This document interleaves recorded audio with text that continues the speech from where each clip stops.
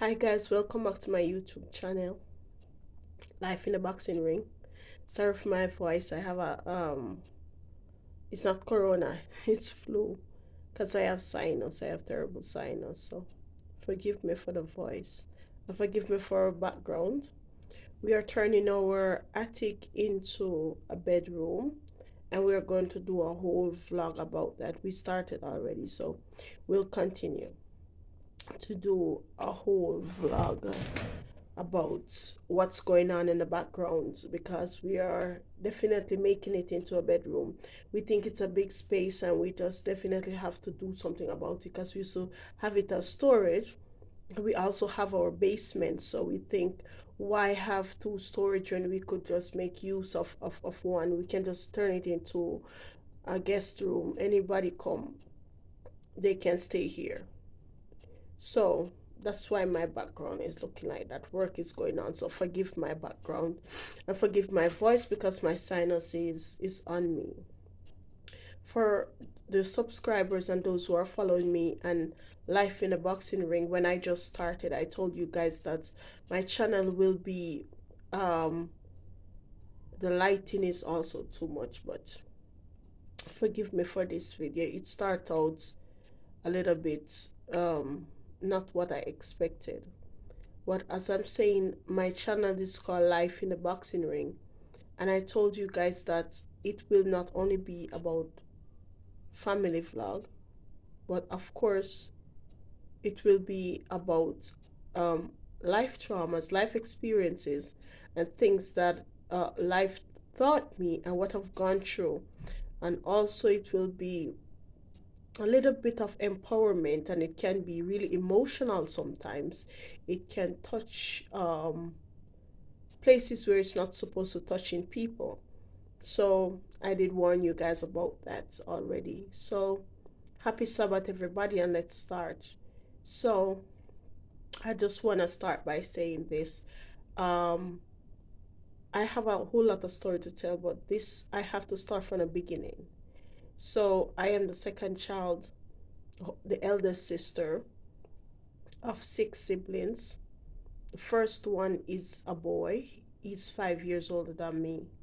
So when I was four, he was like nine. Um, I was the second child, or I should say, excuse me, I for growing up, I was brought up with my mom and my dad in the house.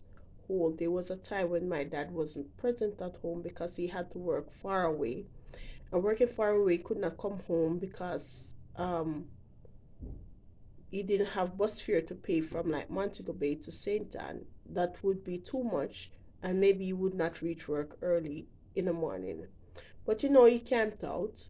So growing up, I was mostly at home with my mother. Yes, it hurts me so much to say mother, but you know what? I'm just gonna keep it forgiving, and I'm gonna keep it clean like YouTube want me to be because I wanna call her carrier and all them stuff. But you know what? Let's keep it decent. And I was mostly at home with my mother, and she was the one that was taking care of us. I could remember one of the time it was just me and my brother. People say I don't really remember what happened when I was young, but yes, I do. From a young, tender age, you can remember what happened when you are young because maybe some of y'all don't go through any trauma and your childhood was like great. So you don't have any time to remember things from when you was like 3 4 years old, but you just have to know that you have to brought up a child in in a happy way, in a happy space, and the headspace to have to be happy, that you have to think about the child emotionally. And I was brought up in this home that it was mostly my mother alone. My father would come around like every fortnight, or every month end he would be with us. And I was brought up with my the eldest son. That's the first child. I'm the second one, and I could remember when my other sister came in the picture, and by growing up I could remember when my other brothers brother and sisters, other siblings came in the picture, so I was big sister.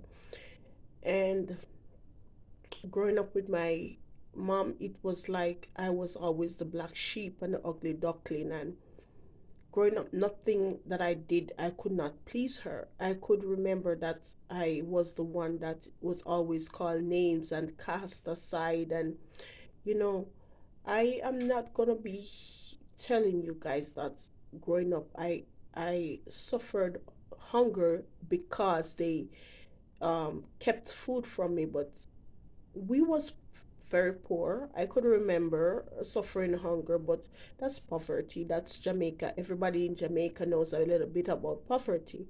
But looking back at the journey, and I spoke out on the internet, and I heard, I'm just here to give somebody a little encouragement before I get deep in my story. I'm just here to encourage people like this, especially mothers and fathers. You can be there. You can buy your children all the present in the world.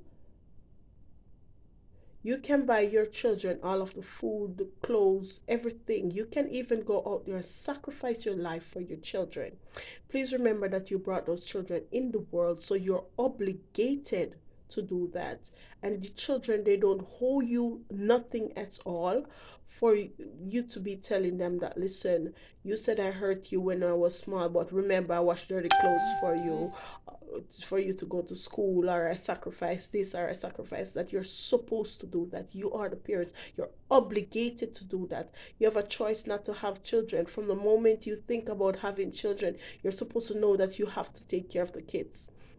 And most parents, especially in the Caribbean, they think that giving the children all the material things and making sacrifices for these kids, that is that makes them the best mom or the best dad. And then carrying the children 9 months make them the best mom, and they're supposed to appear on a red carpet, and they're supposed to get Grammy award for that. But beyond all that, you can buy children clothes, shoes, all the material things. You make sure they eat and all that. But where was your presence? Where were you emotionally in children's life? I was one of the children that was brought up knowing that, I have a mom and dad and they're in the house, but, emotional attachment was not there. Um, I didn't get compliments. I didn't know that when you make mistakes, that makes you grow.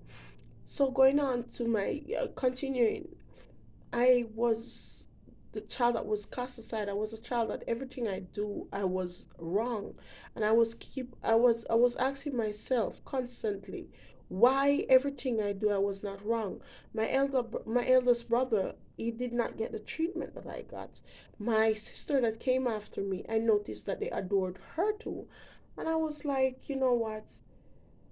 I just have to live this because I'm a kid. What am I gonna do? And in my little mind, I was always saying, when I reach 15 years old, I'm gonna run away from home. But I was the quietest kid in the house, and I didn't talk. While growing up and growing up and growing up, yes, I started going to basic education.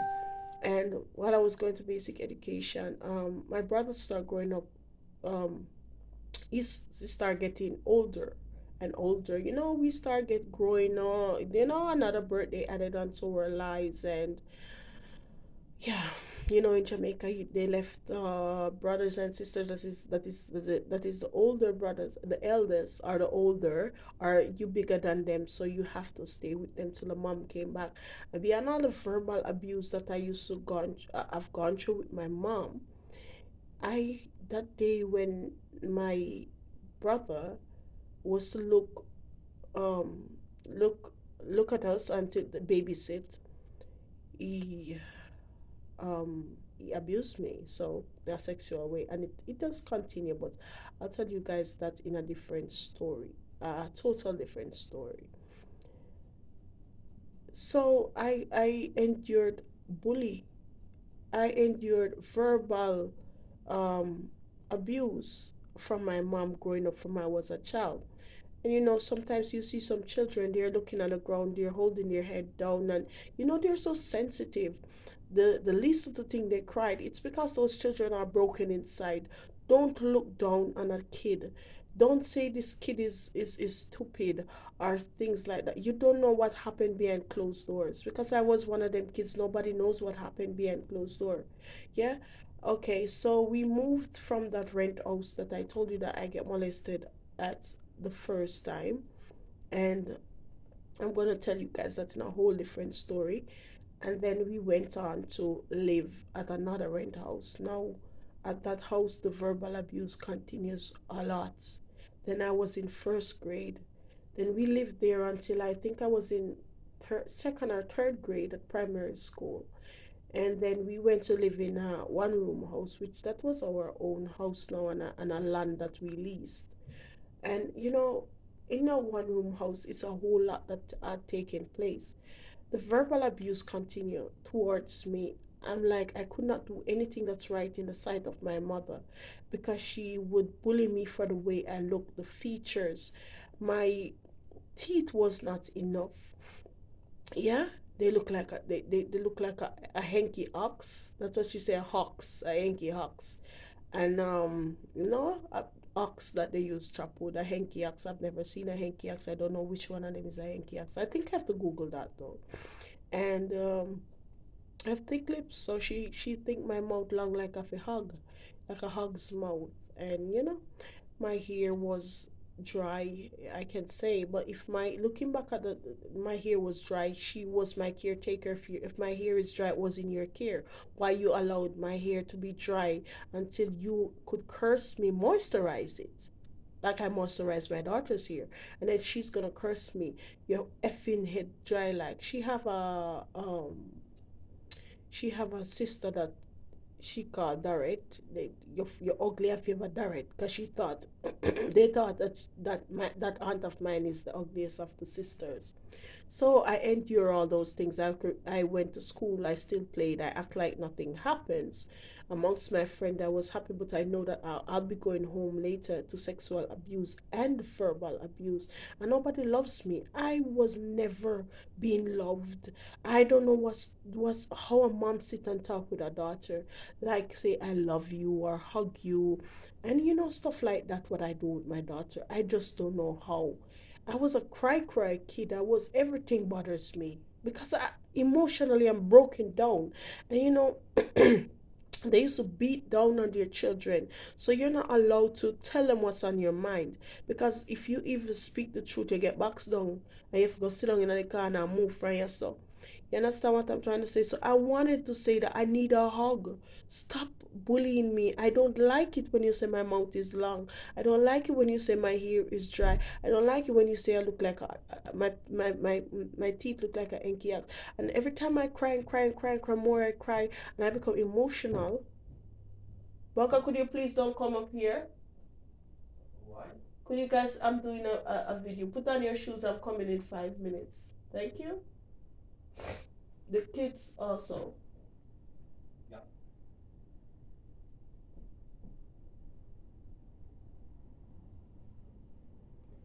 So, excuse me, that was my husband coming. So, it was like, you know, they don't look at the emotional part of their kid. They're not asking themselves why your kid is crying so much? Why your kid is always emotional? Why everything your kid cry for? And this happen in a lot of Caribbean homes. They don't really look at it like the kid is being troubled. Something is on the kid's mind. So my name was retard. That had to the verbal abuse. You retard.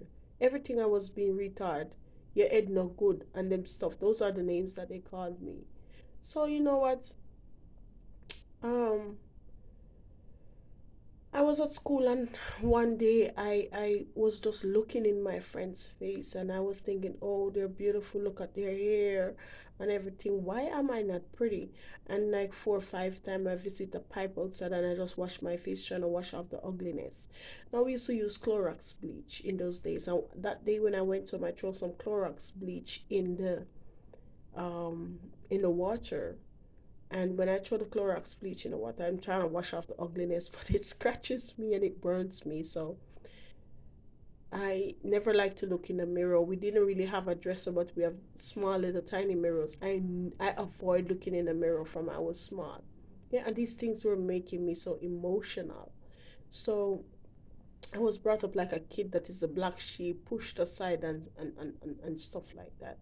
So in my next vlog, I will be telling you guys about when I catch when I confronted my father, and um how I get back my voice, how I gain back my self confidence.